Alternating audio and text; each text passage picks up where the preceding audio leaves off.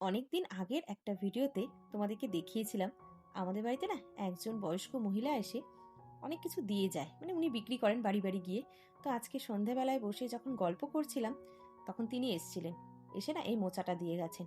মোচাটা খুবই ছোট, এর দাম কিন্তু 20 টাকা মাত্র। আর মোচা খেতে কার না ভালো লাগে বলো তো?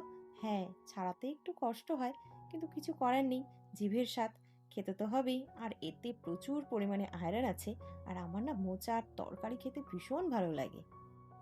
আর আমি না এই মোচা, শাক, তারপরে কচু সব কেটে ধুয়ে একদম সেদ্ধ করে রেখে দিই পরের দিনের জন্য।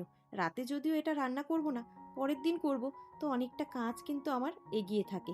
কারণ পরের দিন তুমি শাক বেছে মোচা কেটে রান্না করা অনেকটা সময়ের দরকার হয়, আমার আর হয়ে ওঠে না গো। তাই আগের দিনই আমি এসব কাজ না করে রাখি।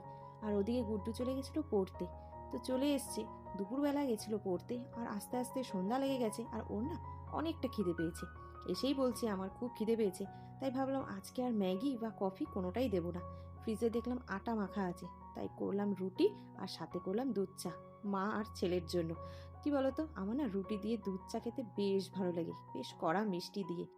আমার কিন্তু রুটি আর চা দুটোই হয়ে গেছে, আর মোচা সেদ্ধও কিন্তু কমপ্লিট হয়ে গেছে। তো দুজনে মিলে বসে পড়েছি রুটি চা খেতে, গল্পও করছি আর সাথে কিন্তু টিভিও দেখছি।